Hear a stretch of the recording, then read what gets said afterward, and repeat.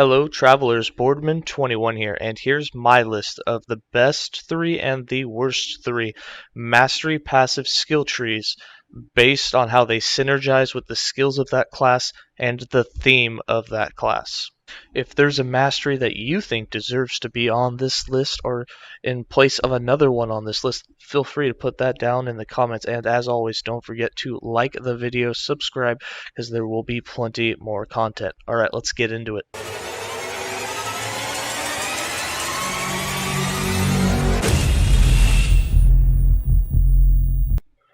Coming in at number 3 on our list of best mastery passive trees, we have the Void Knight. Now this tree will leave no doubt in your mind that you are completely built around Void. It fits very thematically with the mastery. It has skills that are all based with Void tags. Every part of it says Void, and you're going to feel that your entire way up the tree. And skills that aren't even in the mastery passive here, like Smite, can be converted to Void, and that really allows for a lot of build synergy into whatever build that you decide to do. The other positive additions that you have inside the Void Knight tree is you can increase your spell damage, you can increase your throwing damage, you can have added melee flat damage. So you can add flat damage to anything, any possible build that you want to do. You also have a cool thematic class echo mechanic that goes on, and when you have these echoes you can build into those. You can build into a higher chance of the echo repeating the skills that it's allowed to repeat when you do a hit, which essentially lets you do double damage when those skills proc the echo. You can build into defense. You have things like Void Aegis that grant you damage reduction up to a certain point of damage taken. You also have very, very powerful nodes. For instance, you have the Void Corruption node. For every point that you put inside of the Void tree, you gain 1% critical multiplier. And since you can put over 90 points in here, you can get over 90% global crit multiplier for just one passive point. That is probably the best 1 point you can spend anywhere in the entire game when it comes to passive tree points. Other things that you can put into is increasing void damage everywhere. You can also put into void damage over time. You can put into ailments. You have things like Future Strike on attacks, which is a cool mechanic in itself. You can put into things with leech and defense. You can get void essences. Everything about this tree screams void, and it builds and synergizes really well. And that is why it is number 3 on our list today.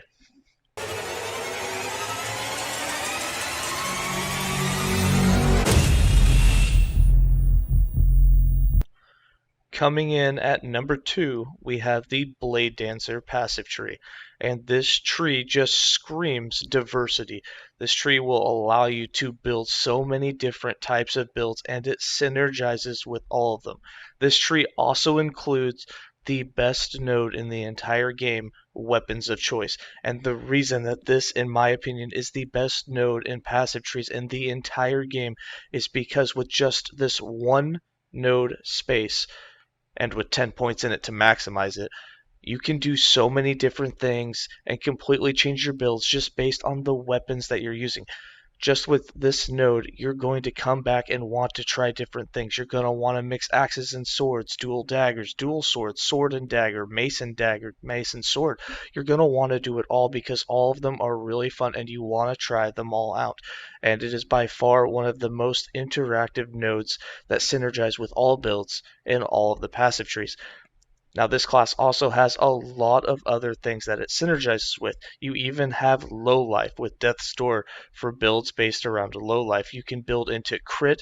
You can build into your shadow mechanic, which is not much different than the echo mechanic for the Void Knight, which is a really fun mechanic.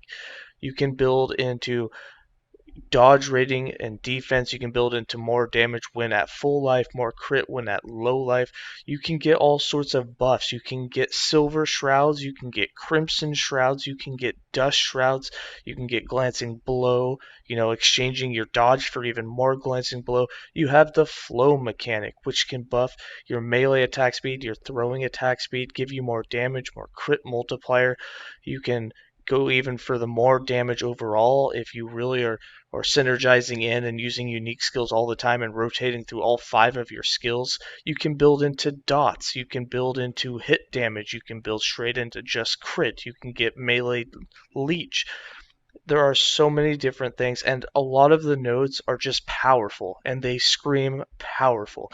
When you have things that give you, ailment chance or some sort of damage per equipped weapon, so that you can have these type of things and use multiple different weapons that you can benefit from multiple different things, it just screams synergies all over the place, and it gets you excited and pumped up.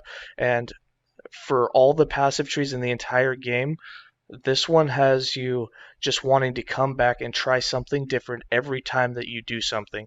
As soon as you switch a weapon or find another weapon that has really good stats, that's not one that you're wearing. Say you find an axe when you're already wearing 2 swords, it makes you want to change the tree around and try your skills with a different type of synergy just from the passive tree, making it, in my opinion, the second best passive tree overall in the entire game.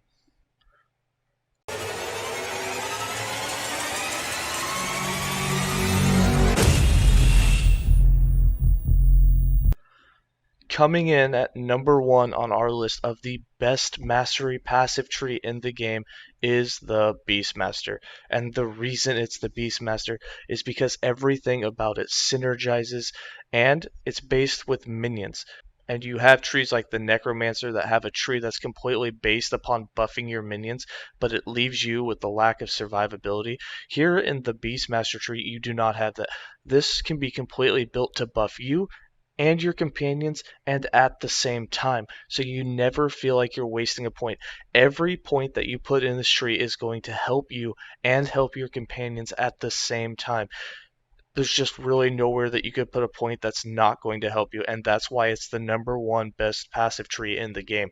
You can build into different aspect buffs, and they're not just buffs that all of a sudden are up all the time. They're buffs that you get when you do things, so it makes combat more interactive. For instance, you can get aspect of the Viper when you hit an enemy. You can get aspect of the Boar on melee hit, or you can get it when you get hit by a melee attack. You can stack into aspect of the Shark and get more attack speed and more melee damage. And then when you get to the top of the tree with Feeding Frenzy, you can actually get multiple stacks of the Shark for a reduced effect.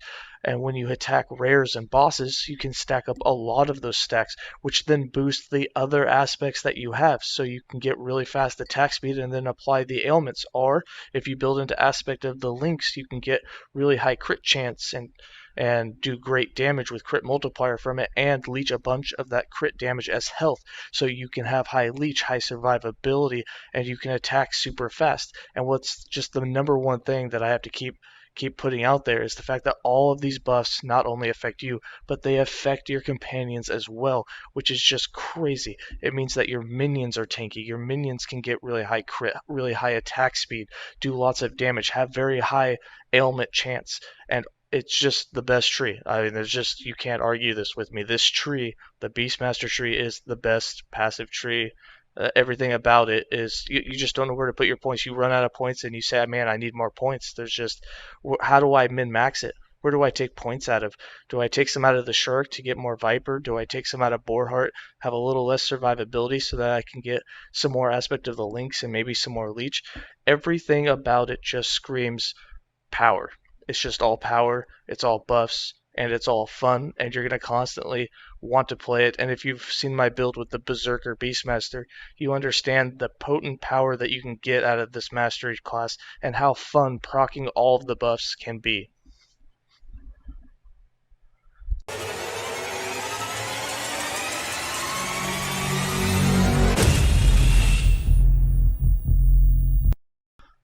Coming in at number 3 on the worst mastery passive trees is the Druid mastery passive tree. And the reason, in my opinion, for this is that it just doesn't synergize well. It has lots of good ideas, but they all fall short of being good and exciting and want you to build and try different things. For instance, let's start with Tremors. Tremors has a maximum chance of being able to be cast 30% when you get hit, and it has a 4-second cooldown, which means even if you get a bunch of mobs or you take a bunch of hits all at once, and we all know that's how it works in the arena, is you have mob density and things all spawn at once and do a bunch of hits, and then you do one swipe with an AoE and they're dead. It doesn't do you a whole lot of good for things that hit you 400 times, but you can only get one proc out of it.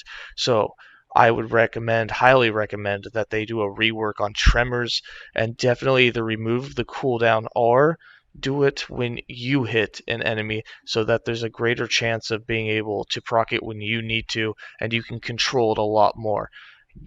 Things that proc when getting hit and they have cooldowns and they have a percentage, it just becomes such an RNG thing that they just don't feel that good. Another thing that just doesn't synergize well is the Primal Shifter.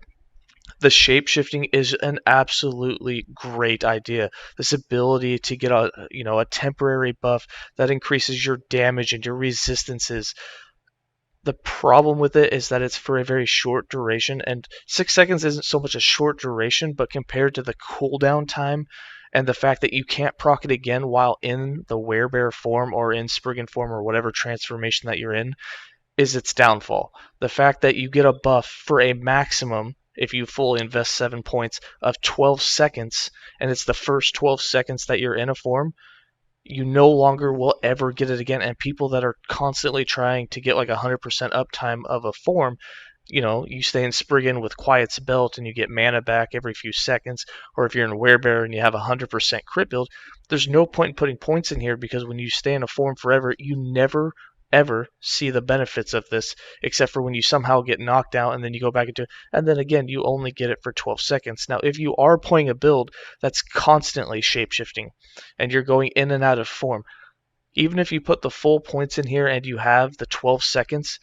you get 12-second buff, and then you got to come out of the form, and then when you're out of the form, you have to wait 20 seconds before you can shapeshift back into that form and get the benefits again, which means that 20 seconds out of every 32 seconds, you're not getting anything. So 12 out of 32 seconds, which is almost 33% uptime of a buff, is just not worth it for constantly having to put yourself back in human form and run for your life because you just don't get the benefits. So a few things that I think they could do with the shapeshifting is either increase the duration, have a chance to proc it when you're in the build and use a skill or something. It doesn't make much sense with the whole shapeshifting aspect. Either that, have a way to increase the duration, and you should be able to get the buff when you come out of a form as well as going into a form. So when you come out of werebear form, you should also get this so that you have more survivability and more of a reason to want to go back to human form and then shapeshift back in. The other problems that this skill tree or mastery tree has is there's a lot of skills that just don't synergize well with a lot of what you're doing. For instance, the Thicket Blades. Thicket Blades doesn't really have anything to do with anything. It's not part of a skill that you have. It's just kind of there. And you have a very low chance of being able to proc it. Again, it has the cooldown. It's just not something you're really going to build into, especially with a powerful werebear, where you're most likely not building into spell damage unless it's for the crit that you can get inside of the werebear tree. It's just not going to do anything for you. So Tremors and Thicket Blades, it just doesn't make much sense. It would be way better to have things like Entangling Roots or Ice Thorns or Totems or more minion buffs, something else that synergizes much better with the skill tree. Overall, this passive tree just feels very blah to me, and things that I would like to see is it take a direction that the Blade Master tree has or the Beast Master tree, where there's buffs that you can build into when you're doing attacks, or you can have things with nodes that change what kind of damage types you're doing based on what weapons that you are using. Those are some things, especially with dual welding, that I would definitely like to see added to the Druid tree.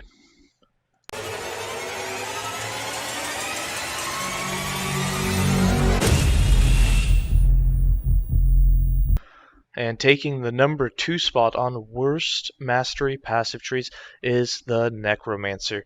Now, I don't really have a problem with the Necromancer too much. I actually think it fits very thematically well with minions, as it is a full minion summoning of the dead build, and it does a very well job, synergizing with minions and allowing a lot of options and different damage types with minions. But the problem that I have with it is there is nothing for you as the character. There's just nothing. Unlike the Beastmaster tree that allows you to proc buffs for both you and your minions, you just don't get any of that here. The closest that you're going to get is the Veins of Malice, and that's when you cast a spell, you sacrifice your own health to give a buff to only your minions, and it has a 10-second cooldown. You can only get 50% uptime of it, and you have to sacrifice your health, and your survivability becomes the main issue as a Necromancer.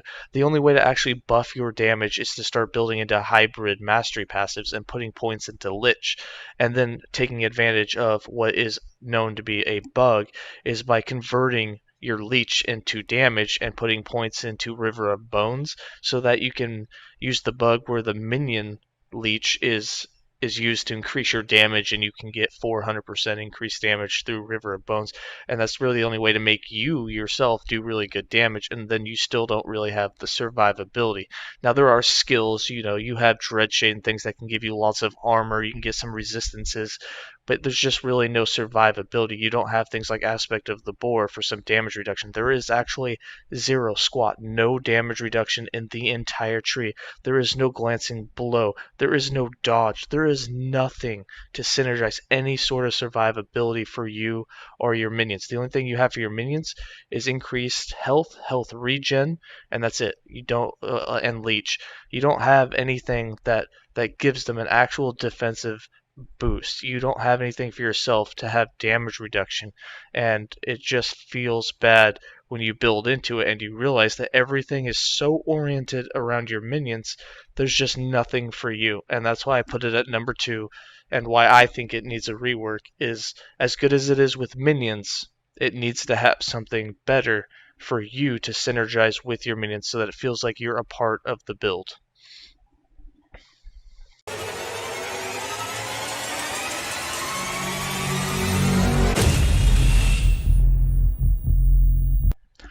And coming in on my list of worst mastery passive trees at the number 1 spot, we have the Forge Guard. And I have a lot of reasons why I don't like the Forge Guard tree, but a couple of the main reasons. Number 1, nothing about it screams out, I gotta try this. Nothing about it seems fun. Everywhere you kind of go on it, it has a little negative effect with a positive effect, or something kills off whatever it is that you're trying to do, and it just feels bad. On top of that, the second reason I don't like it, there's just no clear theme. Like, you have so many different things that it's telling you that you should be doing. You don't know what to do. It's clunky, it's messy, and you just don't know what direction you're supposed to go. Are you supposed to do throwing attacks? And if so, why does it make throwing attacks so expensive so you can't even use them? Is it a minion based? And if it's minion based, why is my best skill a melee skill? And why is half the tree throwing attacks that have nothing to do with minions? And if it's like a melee build, why is there so much throwing in there? I mean, half the tree is throwing, and yet there's not a single throwing attack that's themed for the class. You have 2 minion skills, and you have a melee skill. I'm just so confused when I go through this tree. Now, granted, yes, there are a lot of different options and ways to try and build it, but none of it synergizes. It's just all over the place. Your best bet with the Forge Guard is doing minions because of the minion support that it has, and the elements with minions, and the reflect damage that you can get with minions. It has some minion support for health, such as the Shield Crafter node and the automatic chance to cast, Ring of Shields for some extra protection. But overall, that's it. You don't have like flat added melee damage for minions. You don't have anything in here for your Manifest weapons or forged weapons. There's nothing to proc them or help with them. You have Forge Strike, but Forge Strike isn't even in this tree. It's just, in my opinion, it just needs a rework. There's the number one thing I hate about the throwing attack is in order to get the hammer and anvil, which is a really cool aspect that was brought in, where if you use a throwing attack, you take more damage, but you do more damage, which is sounds really good for a ranged kiting build because you don't expect to be hit a lot. You're kiting from a range, you know. But the problem with that is it kills off any throwing build to get to it. You can no longer have a free hammer throw or a free shield throw build. Now you have mana costing, which means that you either wait and can't cast any of your ranged abilities, or you're going to go get stuck in melee range when you try and use uh, Rive or Vengeance to have some mana generation. Now you could throw Smite in there, but Smite is a spell and has nothing to do with throwing. So you're just doing a hybrid build with everything that you try to do with it, and it just feels bad. And I don't see many Forge Guards on the ladder. I don't hear anyone really talk about it. I've seen basically no Forge Guard builds this patch, and I think that a lot of people are under the same impression where there's just nothing, there's no eye candy, there's nothing popping about the Forge Guard right now that makes you want to play it, and I feel that's why that it is in the number one spot on my list and why it needs a rework. Of course, I still play the Forge Guard. I'm still going to. It's not like this is unplayable, but I just feel like this tree needs a rework.